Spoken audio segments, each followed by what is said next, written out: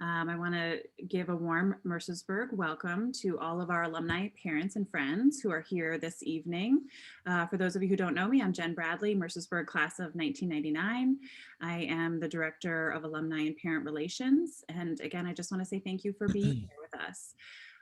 So tonight we will hear from 4 members of the Mercersburg community, 2 alumni and 2 faculty members on the conversation of navigating conversations around diversity, equity, and inclusion.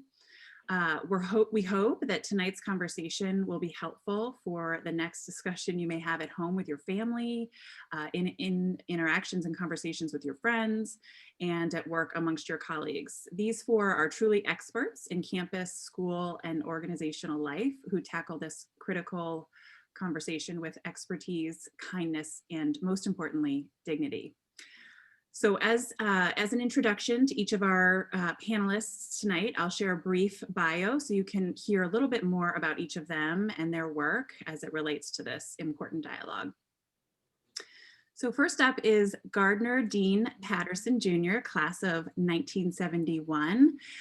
Dean is this year's class of 1932 Distinguished Alumnus winner, which is the school's highest honor and is presented annually to the alum who has most distinguished himself or herself through character, service, and achievement.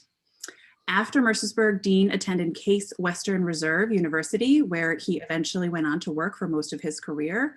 He retired in 2019 as the Associate Vice President of Student Affairs and Dean of Students at Case Western Reserve University, which is in his hometown. He is a past member of the National Advisory Committee for the National Conference on Race and Ethnicity in American Higher Education, which was founded at the University of Oklahoma and is the leading national forum on issues of race and ethnicity in American higher education.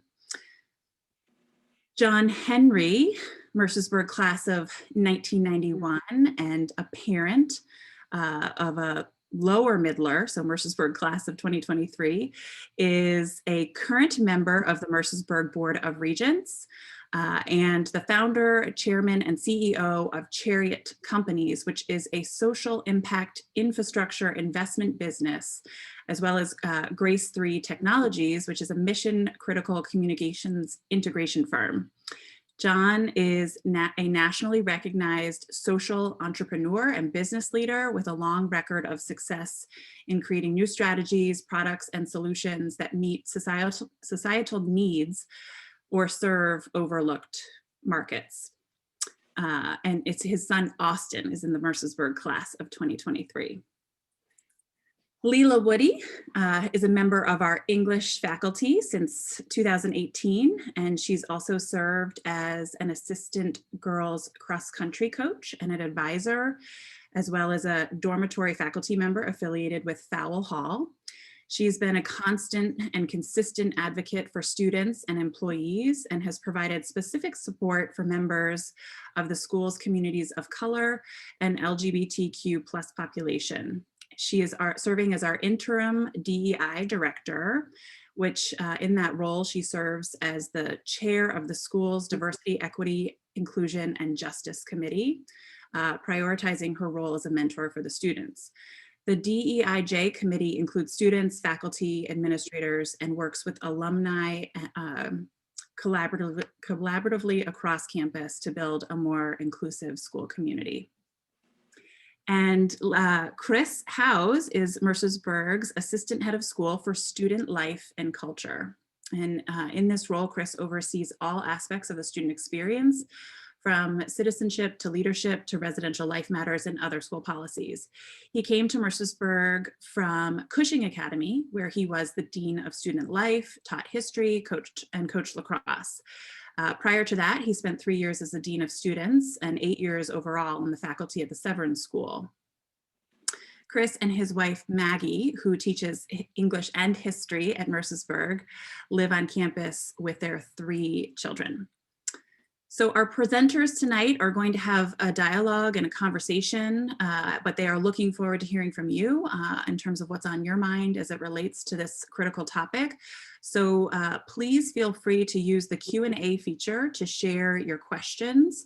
Again, please note that we're recording this session so that we can share it with the community at a later time. So Dean, John, Leela, and Chris, I'll turn it over to you. Well, first of all, thank you all for being here. And this is all about you. You're most important. It's not about us. So use us any way you want tonight just to try to help answer questions. We may be experts, but we still make mistakes. And one of the most important things is knowing that people even perceived to be experts do make mistakes. It's what you do after you make the mistake that's most important. Absolutely. So to start us off this evening, while people are kind of trickling into the Q&A, I'm curious, and this is something we haven't talked about beforehand, but for the three of you, when this ask came along, your email, because that's the only way we communicate nowadays, what intrigued you about having this conversation, and why do you feel it's important to be here tonight?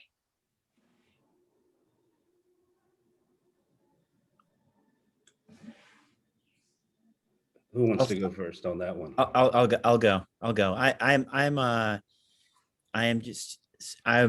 That's a tough question in the sense that I think there's just so much of it that I wanted to talk about, and just hear the wisdom of Dean and John Henry as well.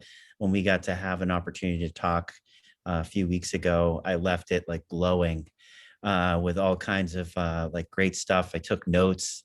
I was telling people the next day about things that I learned and things that I'm going to apply to my life. So I gained so much more from that conversation, even more than I thought in terms of entering into this. But I think for me personally, this work is so vital to our existence as educators in working with young people.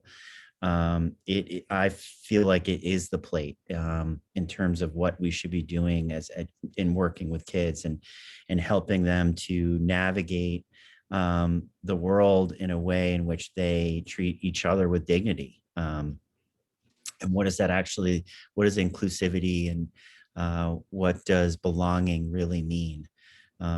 And we've lived in a world for a long time where belonging doesn't really it doesn't mean what it actually is in a lot of places. And I was joking prior to us coming on here, and I'll stop talking in a second, that the reunion of the Real World 1 in New York is coming out, which I'm really excited about. And one of the things that they're talking about was that the issues that they talked about regarding race at that time are still the same issues now. And they're blown away by how like I saw the preview of it, how they're still confronted with the same exact issues. And I'm tired of it, and I want us to move past it. And so that's why I'm excited about talking about this. And I guess for me, I've been doing this work all my life, and more than 40 years at my last institution.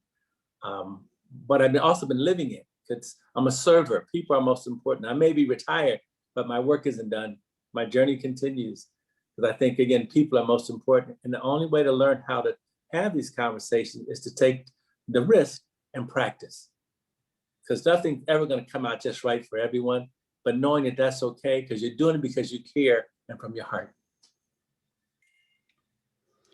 And for me, this was just a great opportunity to share with the Mercersburg community and family sort of my experiences in dealing with race. I've been very fortunate in that I have been able to navigate conversations with race throughout my entire life, much like Mr. Patterson. And I've navigated those conversations from the boardroom to the barrio. And I routinely have those conversations. So I always have my finger on the pulse of communities. And I see myself as a bridge to bridge these worlds, these different communities, and create pathways for that communication. And I thought that this was an absolutely outstanding environment in which to share those stories and sort of discuss those pathways, or perhaps even, little skills that I've learned along the way to discuss these issues. Leela, will you share about why you said yes, please? Oh yeah, of course. Well, first of all, just wonderful people to get to Zoom with. So I don't know how you can decline an invite with all of these folks. But I think that it's so important that we are, just as everyone has said, that we're having these conversations and having this been such a big part of my job this year, but also the conversations that we're having at Mercersburg. Is we spend a lot of time thinking of the application for the students, which is absolutely a core part of our job and what we're doing here at Mercersburg. But the more opportunities that all of us have to engage in these conversations or hear people talk about it, like, you're going to walk away learning something if you're really engaging with it, right? Kind of exactly like Chris said about our pre-conversation. I was chuckling to myself because Chris and I were legitimately in a meeting the next day. We were like, oh, we were in this call last night. We were just exchanging all of these things that Dean and John Henry had said. And so people were probably like rolling their eyes at us in that meeting because we were really fanning over you two. But I also think that what you were saying, Dean, none of us are experts. We all have so much to learn. And so I'm going to keep putting myself, both a little selfishly, but also for the institution and any experience that I can be in to learn something. And so I'm so excited for all of us who are here and the participants, while we don't get to see your faces, that kind of you get to be here in this moment with us. And I'm sure we'll learn something from you too in the Q&A and kind of with whatever direction this conversation takes. Thank you. Dean, you mentioned in your comment practice. And when this group met a couple of weeks ago to talk, that was threaded throughout the talk, practicing these conversations. I'd like to hear from you, Dean, but all of you on what that looks like and how you do that. Well, I think most things that people end up being very good at is because they studied it and they practiced. And for some reason, having these types of discussions, it's not something most people have practiced or studied. But to get good at anything, and be well-versed at anything, you have to take the time to practice and take some chances. It's not like you take a test and learning how to do these things. In some ways you do when you take a risk and it doesn't go well, you think you might have failed. But the bottom line, you didn't fail. It's just learning how to do it. So the more times you're comfortable having these discussions or even uncomfortable, the better at it you can get. And the people you talk with are your best teachers. So for me, all the people on this Zoom night and all of you are my best teachers because I serve you. It's not about what's most important to me. To me, it's what about most important to all of you. So I serve you. And I don't expect everyone to be at the same place in the same journey, have the same life experiences. And I think we have to give people a chance to make mistakes and to learn from them. And we have to admit that that's how you learn. Every other subject they talk to you about, you make a mistake, but that's how you learn. This is the same way.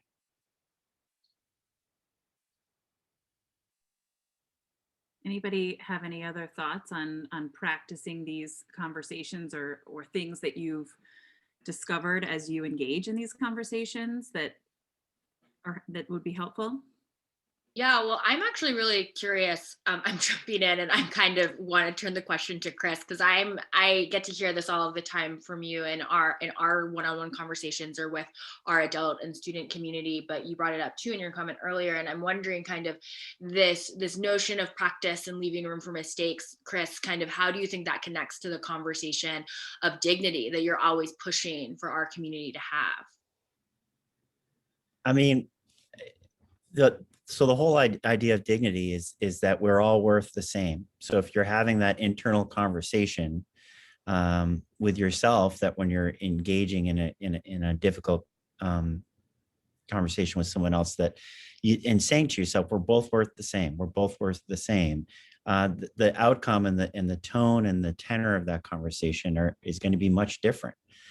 So that's our obligation in our partnership with each other and being part of a community, is to make sure that we are treating each other as though we are worthy of each other. and knowing that of us internally, that we all make mistakes, and we're all going to be. So how much grace are we going to provide for each other to allow ourselves to grow and to move into that space, so that and again, it's getting past the idea of the individual and thinking about it as a community. What role do I play in this community, and how do I make this community a better place? And it's easier said than done, but it takes practice. It takes practice. If I can amplify that point, one thing that I've been thinking a lot about lately is, in the context of these conversations, is that first step or that first act that leads to the practice.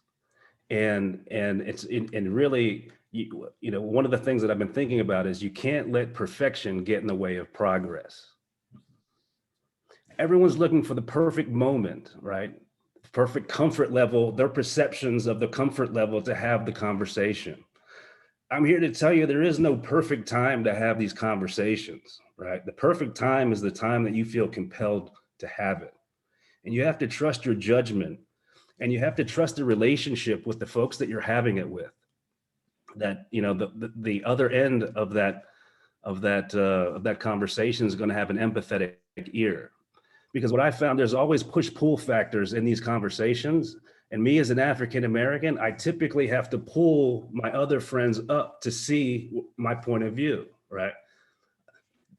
As opposed to pushing them, right? Sometimes I have to pull them, right? I have to meet them where they are and to get them to see where I'm coming from, right? And that's and then if you can achieve that, right, that initial act, then you continue to practice it, right? But I think a lot of folks don't want to have the conversation because they're afraid to offend, because they're looking for that perfect time, that perfect moment. And to add to that, John, I think sometimes people want to talk at people about these conversations. And what students, faculty, and staff and people have taught me, often it's more important to ask the right questions. Because for everyone on this Zoom, if I were to ask you, think of a time that you felt most cared for in your life. Everyone, if they thought about it, would give a different answer. Because I need to know what makes you feel cared for, so you can feel safe to have a conversation. I don't know. So when people would come to me thinking I'm supposed to know, I said, oh no, I'm sorry, I don't know. You're the expert about you, not me. So let me ask you, when you think about a time in your life when you felt the most comfortable or most cared for, what did it look like? And usually when a person would start talking about it, their whole body language would change, their face would change. And I just pay attention. I said, stop. Tell me what's happening for you. Tell me what's going on. So let people teach you what makes them feel most cared for. And it empowers them to know that you want to know their story and what they feel is important to them. Jen, I just want to say that that's one of those great nuggets. That's like one I'm going to write down later. Dean, thank you for sharing that. And part of it too is when we often talk about listening. What is really listening? It's not entering a conversation where you feel where you already have answers in mind. Like really be there, that you might learn something. You might gain something from that experience, and be willing to be open in that way and vulnerable. Thank you. There's two questions in the Q&A. I'm gonna, if it feels right, I'm gonna ask one of them for you all to respond to. The first is, conversations about diversity and inclusion were rare when I was at Mercersburg in 1991. What do you wish we were talking about in 1991 or in any other year, maybe 1971? And what do you hope the community is talking about today? Well, since I'm the class of 1991, I think I should address that one first. To Mercersburg's credit, I remember, and I think Amy Lanigan asked that question, so I think she remembers as well. Mercersburg showed a lot of courage in leadership back in 1991. There was a sort of a racial awakening at that time, and Mercersburg had a symposium for a few days on, and I think we watched the movie Do the Right Thing, which was very out front at that time. And we discussed issues of race During that same period of time, Tanya Rutherford and other members started the Black Student Union. So, I think that was a unique time. And I think a lot of those conversations and dialogue from 1991 catalyzed some of the things that are legacies today. So I think that's a very positive thing. I think a lot of the work has continued to be done. At me serving as a board member, I'm sort of in a unique position as well. I think that Katie's showing a lot of leadership as well with respect to diversity and inclusion, and she's really thinking outside of the box, and she's putting it up front and center. I think these are all positive things because, to amplify the earlier point, the more discussion, the more conversation that you could have about folks that are different can only be beneficial to the community. And one of the other things that I've learned that people have taught me, we often start conversations with how different we are, rather than what brings us together and why we're really a lot alike. Everybody on this Zoom tonight, even though you don't really know me, I consider you my brother and sister. But I'm not sure a lot of people always think that way or understand. Now, some people may not want to be, and I think they want to be my brother, my sister, or whatever. But I can only speak for how I deal with people and who I am. My journey has taken me to this place. So I live that. So regardless of what your ethnic makeup is, whatever race you want to call yourself, in my mind, there's a human race. There's really only one. But we just use the word race as a construct to separate us rather than bring us together. And I think conversations about race often feel like it's a push and a pull. Someone's more, somebody's less, rather than, I don't want to take someone's privilege away if they have privilege. I just want them to share it with everybody so everybody can have it. Because everybody deserves to be treated the same and have those things. But if you approach someone and saying, well, you have all those privileges, the first thing they do, they're going to pull back and tighten up because they think you're going to take something.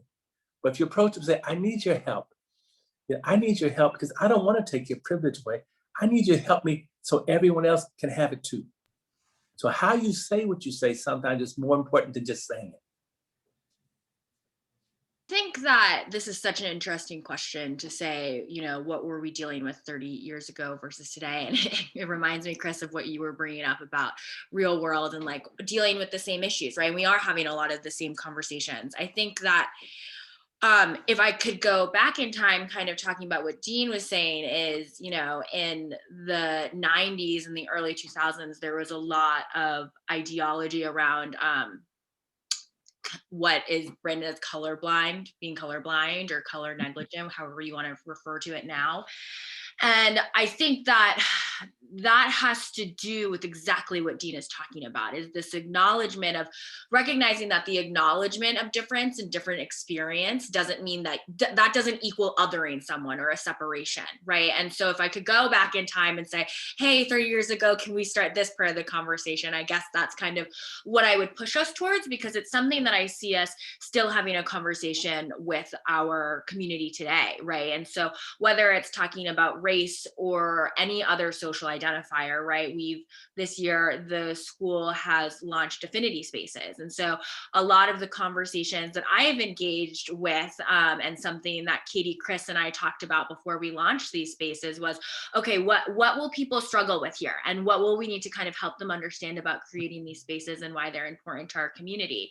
And one of those is, when people say, why are we highlighting this difference? Like, isn't that actually the opposite of what we're trying to do in terms of inclusion? But really the conversation is that the nature of our world right now, outside of our control, is that not everyone feels like they have an equal seat at the table. And that's not great. But to move us towards that is, instead of ignoring that and saying, well, that's not a thing, or okay, but like, let's not talk about it. It's like, actually, let's address that head on. And I think that's something that Mercersburg has been really challenging itself to do in recent years, is to be courageous and to kind of step into those conversations and address that. And I think that's also the conversation that we need to be having now. And I feel confident that we are. So I guess that's kind of my two-pronged answer to that question. I have a question that's connected to it, and I would love to hear the three of you, your thoughts on this. Is so many schools right now in particular, but at various points in their evolution have talked about how they're going to emphasize diversity, equity, inclusion in schools. And they say how important it is, and they try to put certain things in place, but none of it's evidence would suggest it's not. Schools have been very unsuccessful at implementing in these programs, at doing a job where it's sustainable. And I'm curious from your experiences what your thoughts are on how to really do it authentically in a school to make it sustainable, rather than just talk. I'll be happy to start with that one because I dealt with that so much at my institution. It has to start at the top. And everybody often wants to start with students, but it really has to start with administration, faculty, and often their generations didn't get this either. But they expect to know how to do all of this, which I think is so unfair. But they have to be willing to admit they need help learning and willing to learn. So I think the challenge is you have to get it from the top, from the very top, to practice it, to do it and live it, not just talk about it. Because young people are very smart. They know when you're just saying the words, not living them.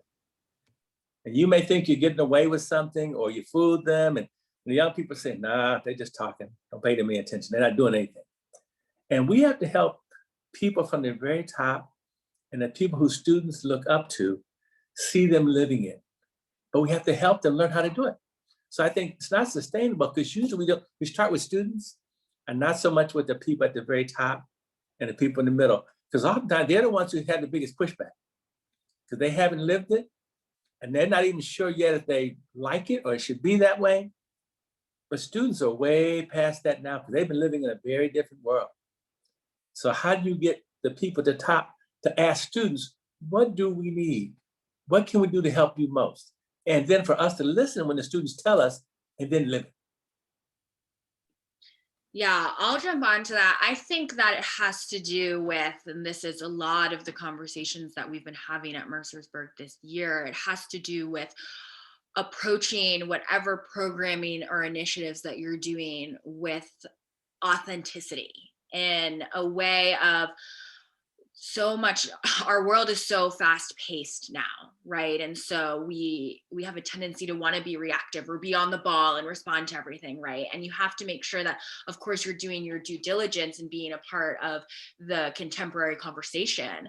But at the same time, you need to check yourself when you're doing that, because if you're not checking yourself in the planning from the very beginning and creating that strong foundation and kind of, Dean, you're talking about that just at an individual level within the leadership and kind of leading that in their own lives, but also kind of when you're making choices, I think you have to ask yourself kind of why are you making this choice? Are you making this choice because all of the peer institutions at whatever level you're at are doing this, and so you better be on board too? Or are you doing it because you have taken that time to reflect either you collectively as an institution or as an individual, and you're recognizing kind of what needs to be done for the experience of folks? And I think that is so key, because if you're pausing and you're thinking about that, then you're not, let's race and put this programming forward because it's actually there. You're thinking, actually, no, a million steps need to come before that. And I want the payout in the long run rather than something that's going to go and get stamped on social media right now. And so I think that's something that has been really, really hard for institutions, Chris, because I think whether it's higher ed, it's boarding schools, whatever, because we're put under such a spotlight in social media and all of that kind of stuff, we feel this need to respond. And it feels really good when you do it, right? It feels really good to be like, look, we're doing this great thing. And that's awesome that you can do that. But it's about, I think, taking that pause and recognizing, and I think, Chris, this is what you're hinting at in your question, recognizing that it doesn't really matter if we talk about doing it unless it is sustainable and we're creating that strong foundation. And I think that is the critical lesson that we, like as education as a whole, but certainly also internally at Mercersburg, we're talking about that, and we need to hold on to that. Otherwise, we'll be having the conversation in another 30 years in the same way, right? And we want to change that.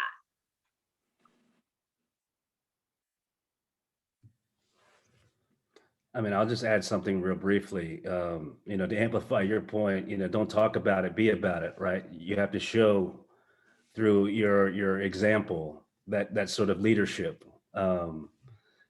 And I guess one example of that is, from a wraparound perspective, more directly targeted towards Mercersburg, I've seen the transformation just in terms of leveraging alums, right, of color. I've seen a lot of growth in the last 2 years in terms of, minority African-American engagement with the school alumni engagement. It's grown exponential. And I've also seen, led by Tanya and Jay and others, right? But I've also seen that growth expand through the alumni circuit of African Americans and at a real willingness to contribute and talk to the school and do different activities. That's how you authentically create and change that culture, because it's not talking head third parties coming in on some program. It's students that actually graduated, walked the walk, lived in Main Hall, lived in Swank, lived in Tippett's, coming back. And I think that's a different kind of impact. At least it would be for me. And I think John and Leela, something you both definitely touched on. This is so challenging and complicated, but there's some simple parts we can do, but we usually aren't understanding the importance of doing them. You talk about authenticity. First, you have to know who you are. Faculty, staff, student. If someone were to ask you, who are you? What would you tell them? Because our lives are often someone else has decided what we're supposed to look like, what we're supposed to be, what we're supposed to do, what we're supposed to say. But if someone asks you about any of these topics and how you feel about any of these situations, do you have an answer? Could you say who you are? And that authenticity comes from knowing who you are and what you're willing to do to make things go the right way, and for the school to hold people accountable who don't.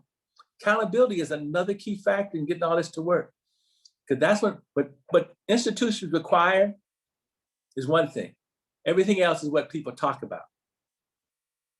So you need to be required to do those things. And I think part of that challenge, Dean, going back to your original question, Chris, is like, I'm sitting here like, I love listening to Dean talk and listening to be like, who are you? I'm like, I don't know, who am I, right? But we're not often asked that as adults, first of all. But second of all, we're in a career where literally our whole life, our whole career is about helping kids figure out who they are, right? And so it's like, when you have privileges, as we all do, you're exactly right, Dean. You have to do that introspection, or else you're not going to be able to do any of this work in an authentic, change-making way. But when so much of our identity as educators is hinged on not asking that about ourselves, but asking that for our students, it can get really challenging to kind of turn that into yourself. And so I think it's really just about, I find that every experience I have where I'm learning, I'm being humbled, whether it's by a student or a colleague. And it's about just kind of dropping that pride and recognizing what we said at the beginning, is that we all have something to learn. So we have a couple of questions that are piling up in the Q&A, which is great. I'm going to hop around a tiny bit to make people wait for your question to be answered. But we just got the most recent one says, thank you, Mr. Patterson and Mr. Henry, for your generosity. Can you speak to experiences at Mercersburg Academy that supported your understanding and pride in your identity? Or could you offer advice to the community now? So speaking to experiences as a student or as an alum that supported your understanding and pride in your identity, or offer advice to the community now. Well, I graduated from Mercersburg in 1971. And there were just a few classes before me that they started having more diversity in students of color. Bill Fowle, who was the headmaster then, we developed a really positive relationship. He had a chocolate lab, and that's how we got to be friends. I'd take his dog for a walk and play with his dog. When I was in the infirmary because I'd gotten injured, the dog jumped in my window, was sleeping by my bed, and so those kinds of things. But I had some really difficult times there, but I was always outspoken. When I came to Mercersburg, I was from the inner city. I had strong visions already about my identity, but I also was a professional musician starting at 12. And we didn't care what our musicians looked like. We cared if they could play music. So our band looked like the United Nations, and that's all. So I started learning very early that it was about people's character, what they can do, that was more important than what they look like. So when I came to Mercersburg, that came with me. And one of the students I worked, Kevin Klinger, you know, he was a guitar player, I was a saxophone player. And he went out to California and wrote screen scores for all types of movies and stuff, and I kept playing music. But we connected just over that. And then eventually I played sports and football, but my constitution, my character didn't change. I was raised that people are most important. Doesn't matter what they look like. That doesn't mean everyone's gonna treat you nice or like you, but you can only do what you do to show people who you are. And if someone mistreated me, and I had a lot of mistreatment at Mercersburg, I refuse to do that back to them, because I can't never control anyone else's behavior, but I have to try to control my own as much as possible. And that's how I view things.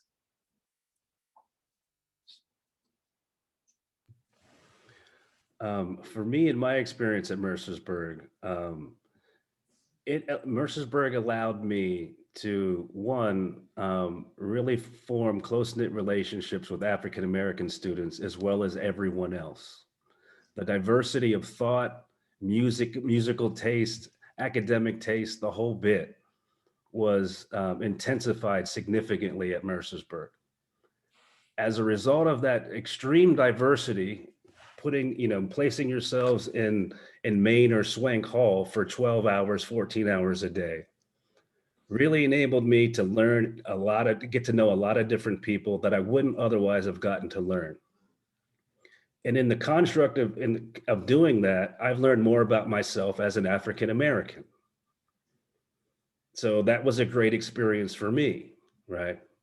I think the other thing that I would like to share is, before we wrap up, is that you don't have to be on the front lines picketing or protesting to have a meaningful impact. I've seen in my personal experiences, friends of mine having the courage to stop conversations in the workplace when they were middle management and senior management were making jokes. I felt most proud about my friends stopping that behavior, because that's the only way you're really going to make institutional change.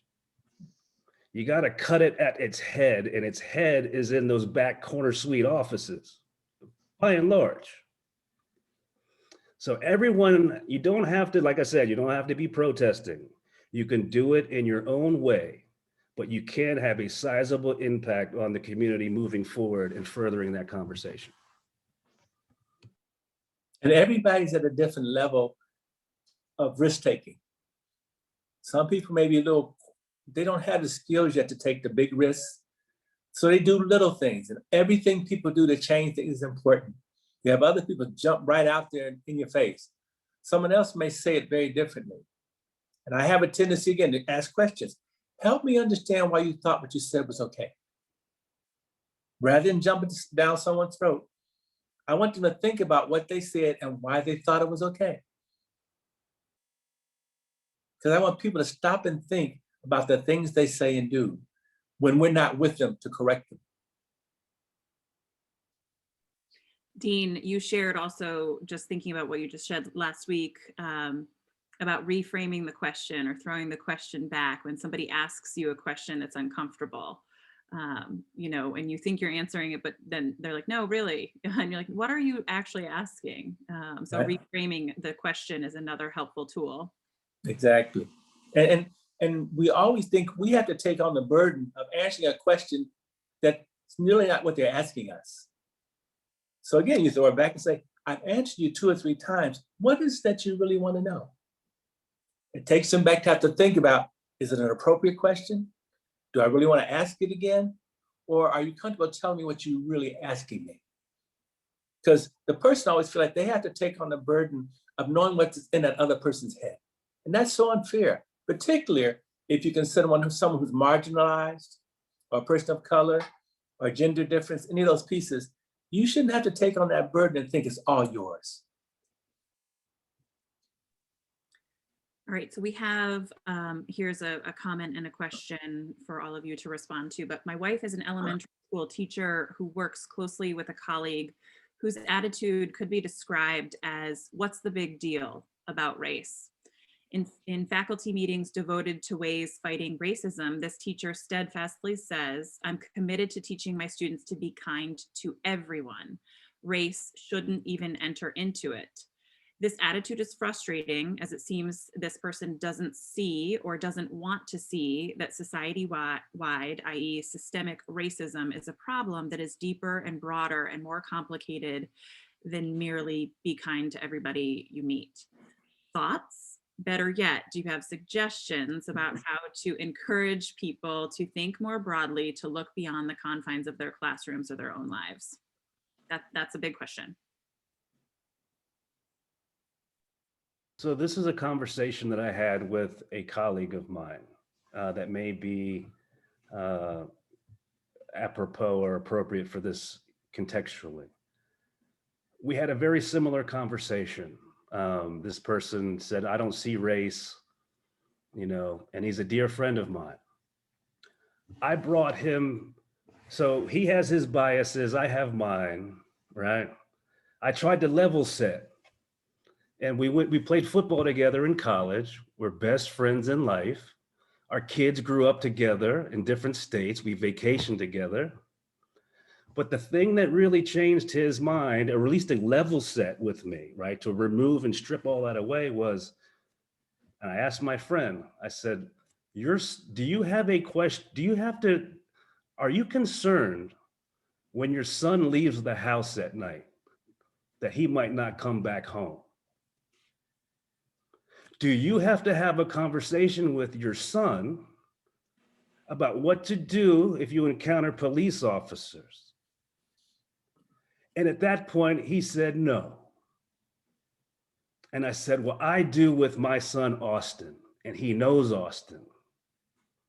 So all of the other extraneous, right, biases and everything were really stripped because he knows me and he knows my son, right? And he personalized that conversation and that challenge, right? That unfairness that I have to have, right? But that level set our conversation differently, right? And I thought our relationship grew as a result of it. And just to share, race always matters, right? Because everyone, it's ever present, it's omnipotent, right? It's everywhere, right? So I mean, the question is, because it's everywhere, you have to deal with it, and you have to deal with it, sort of directly and head on. And I guess I'll just leave it at that. Okay. No, I was just gonna say, John, what you just described happened to me growing up in front of my house, where two police officers stopped me with my mother looking out the window, had a gun to her head and a gun to my heart.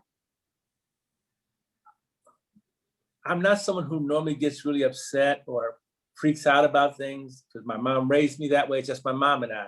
But for her, seeing that happening was the most frightening thing to her that she could ever see. And the police told me who they were looking for. I was 60 pounds heavier, okay, a foot taller. And I had to explain to them now, and I did the same thing, ask them questions. Who are you looking for? What do they look like? Because if I would have moved or gotten afraid or run, I probably wouldn't be here. So I know this is real too, and it hasn't changed. And you can see around the world in the media, it really hasn't changed. So, I have two sons as well, John. So I had to teach them the same thing, talk with them, their friends. It's very hard, but it's real. And it's important to remember that by 2040 or 2050, America is going to be majority minority.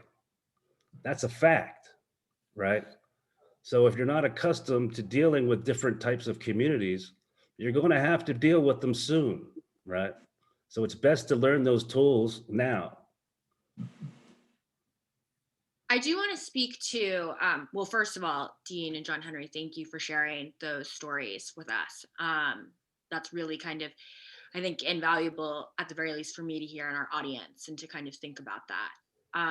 I do want to address the point in this question about it being a colleague, because John Henry, you're talking about it being a friend and personalizing the conversation. And it becomes really, really different when it's someone that you're not close with, or it's someone that you have to be professional with. Not that that isn't professional, but just how do you engage in that? And I think that what I would say to this is it goes back to what Dean was saying in his conversations with his students about making people feel safe in those conversations. And I think it's really important to delineate the difference between comfortable and safe here, right? So you want to make sure that anyone that you're talking to feels mentally, emotionally safe to make those mistakes we've been talking about, but that it is going to be uncomfortable. Those conversations of actually, even though you think it's not about race, just like John Henry said, we do need to kind of account for that. And that's going to be uncomfortable for that colleague or whoever it is in your life, right?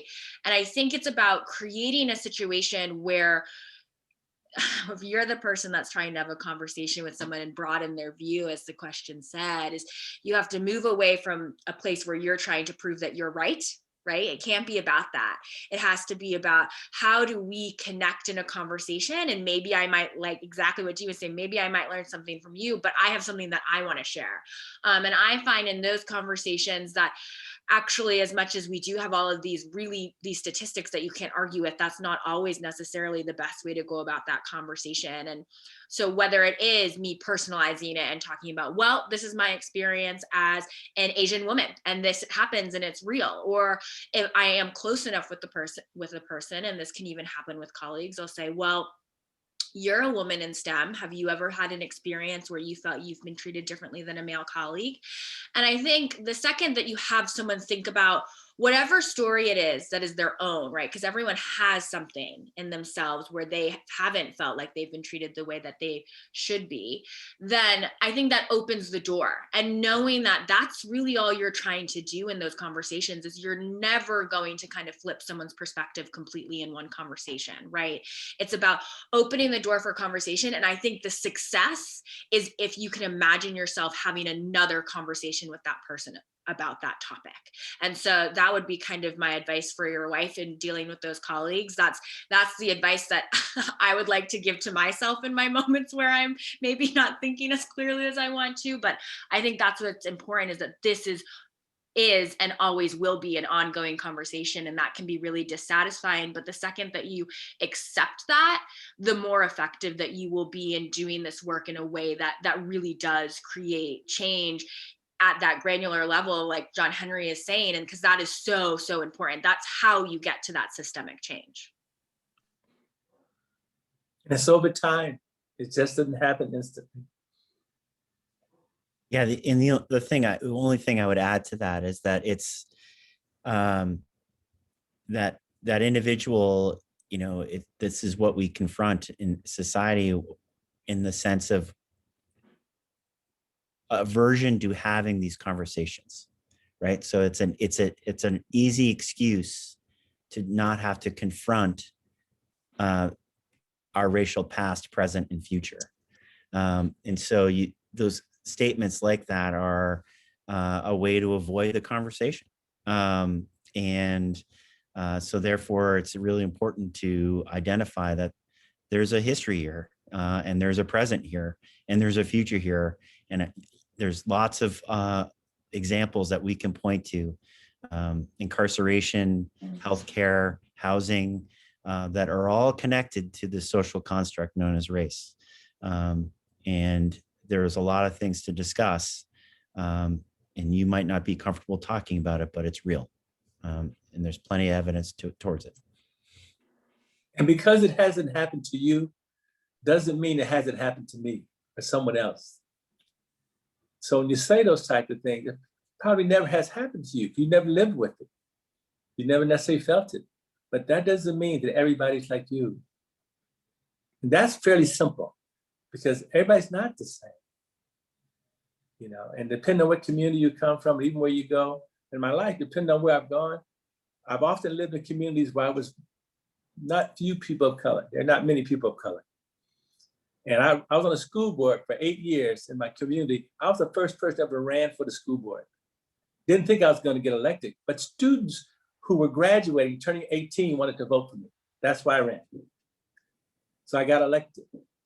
I thought the school board was a 2-year term. It was a 4-year term. I had no clue what I'd gotten into. And when the community saw me sitting up there on the school board, the only reason they knew me is how much I did at the school, having nothing to do with the school board. Because I always feel like if you're gonna look at me as my ethnicity or race, you perceive my race, then you're gonna see the best person you've ever seen. I just happen to look like this. And that's how I've always gone to the police station when I moved in the community. Hey, I want you guys to know me because I'm here to help you. I don't want them to see me somewhere else and think, oh, what are they doing here? But I had to learn the courage to be able to do those things. And that doesn't come easy. So we're at 8:22 and we want to be mindful of time. 8:30 is our cutoff time, but we do have 3 questions in the Q&A, which I'd like to get to. Does everybody feel good about the 3 questions? Okay, great. And Amy, I'm not going to forget about your second question. I'm going to come back to you, but I'm going to save that one for last. So we've got, next question is, what are the hallmarks of a successful organization or community with respect to DEI? How does a community know that it's making headway? So 2-part question, hallmarks of a successful organization or community with respect to DEI, and how do you know that you're making headway?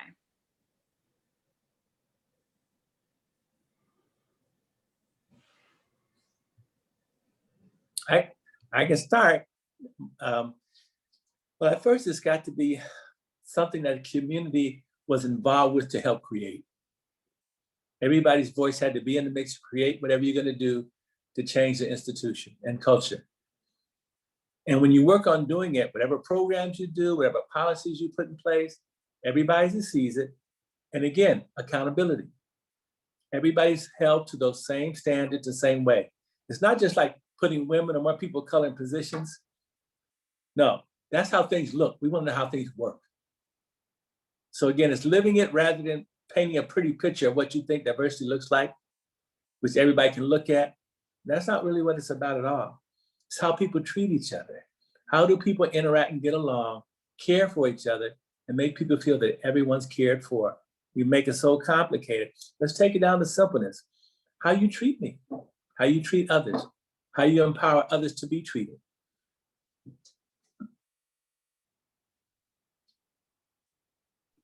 I'll be brief. I think the hallmarks are that people are talking about these topics in the open, just like this. I think that means that an organization is doing it right.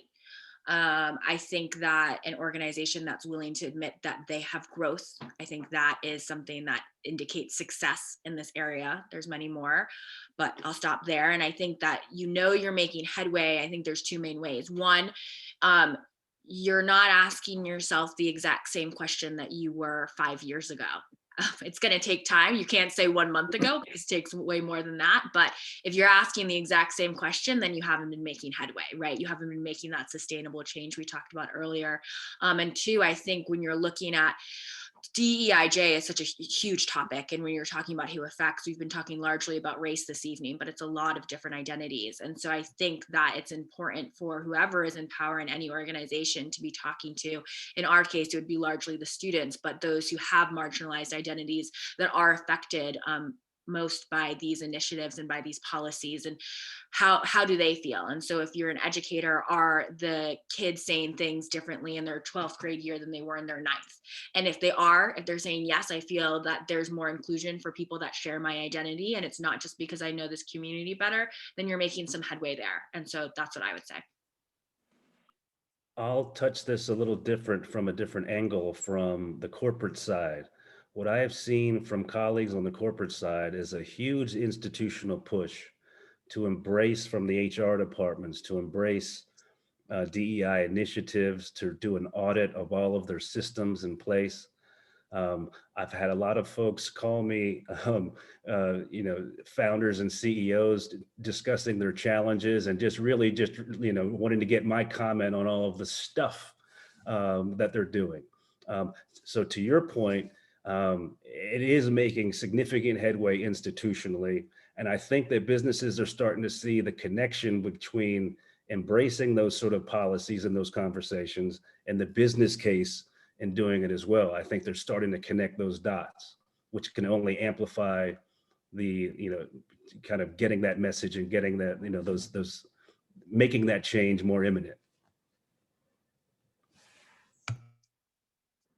So, Chris, did you have a comment?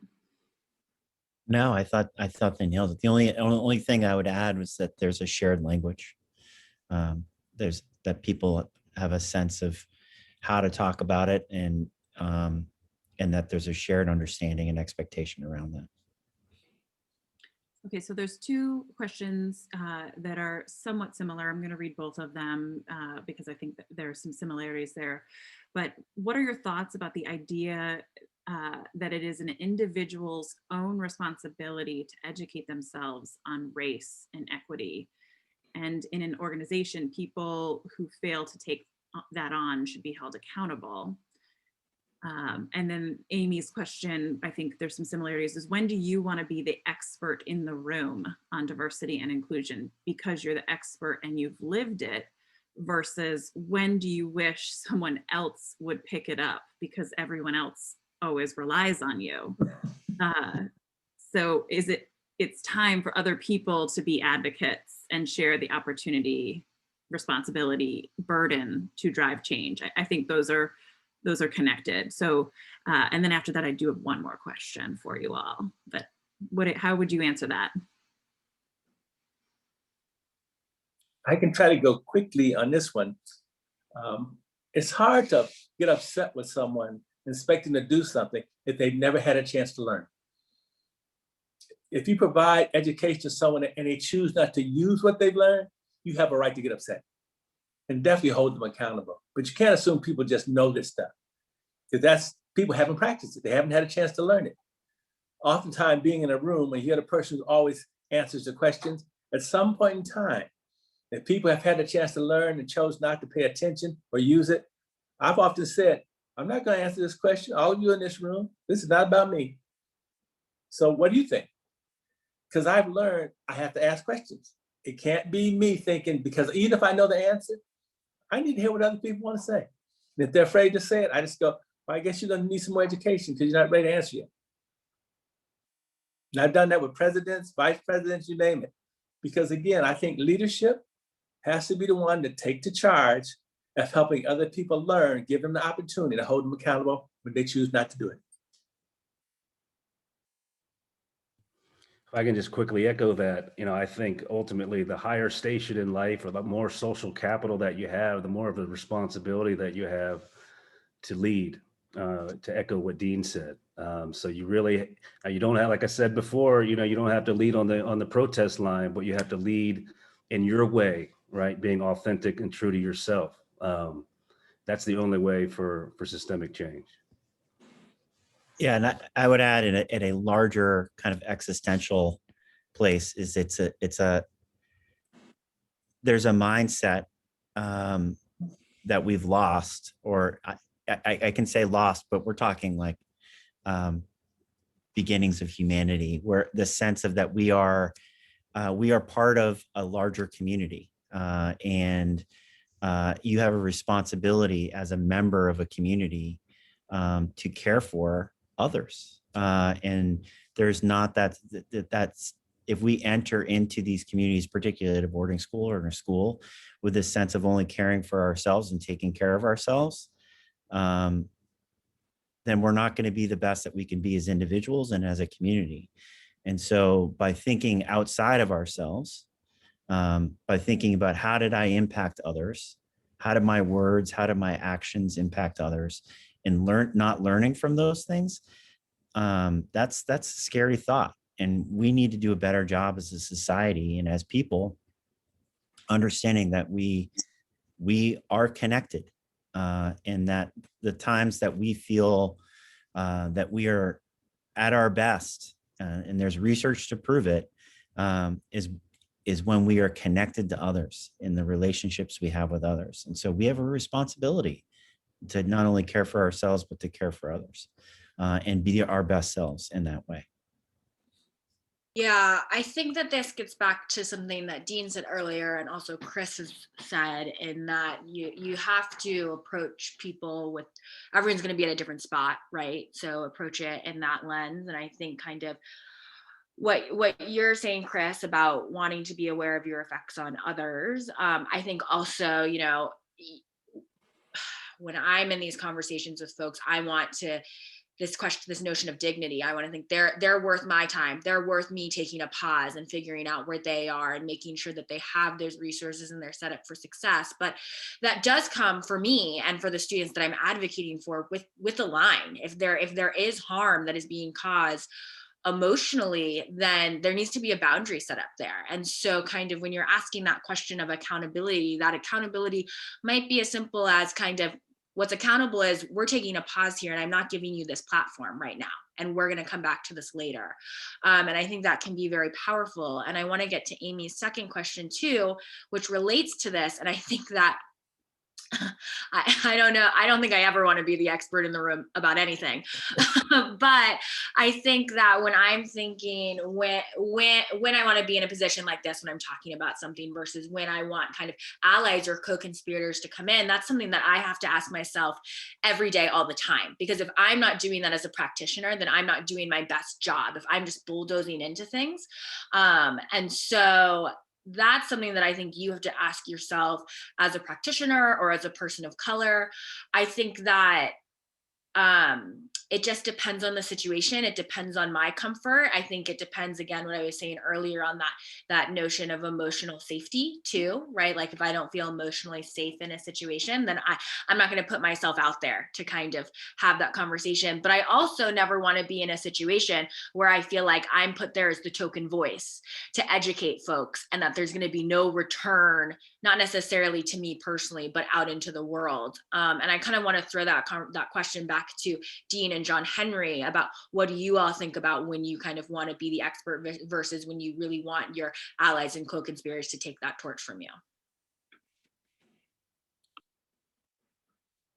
Well, when I'm with people I've worked with for a long time, I try to have these conversations way before we ever going into a meeting.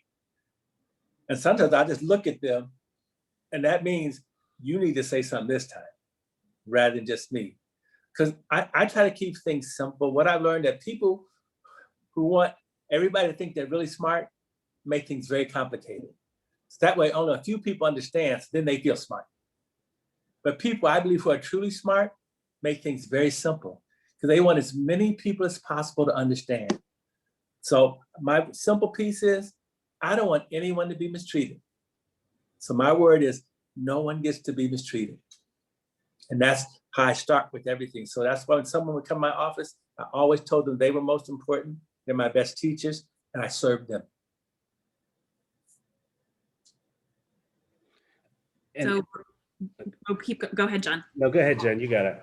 Well, I was just going to say, we're right at 8:30. There's a sweet comment there's been many nice comments shared, but can you all have this conversation just for members of Congress? It might help. Maybe we'll send the recording. But I wanted to close with a question that we received through the registration form. And that really is just a quick response to the whole session has been chock full of tips on how to approach these discussions and conversations. But any tip that you haven't shared yet as a signing off?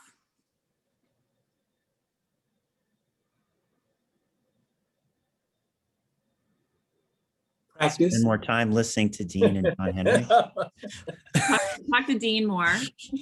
Talk with Dean more. Yeah, and John. I think a tip that I have that maybe my friends on this call can text this to me sometimes, because it's what I wish I would remember more often, is that be kind to yourself in this work.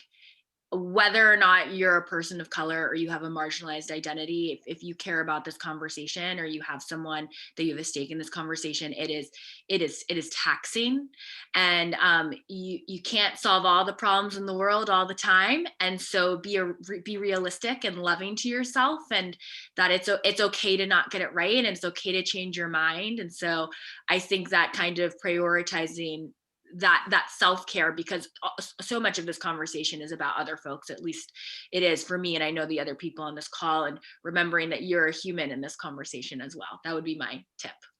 Leela, I think that was great. That was great. Thank you. Anyone else have last words? There's so many wonderful comments, and I just want to echo the gratitude that's being expressed in the Q&A. We're grateful for you. Thank you for having this conversation with us tonight. Thank you to all of the people who asked questions, and we certainly plan to continue this conversation. So thank you very much, and have a wonderful evening, everyone. Take good care and stay safe, everybody.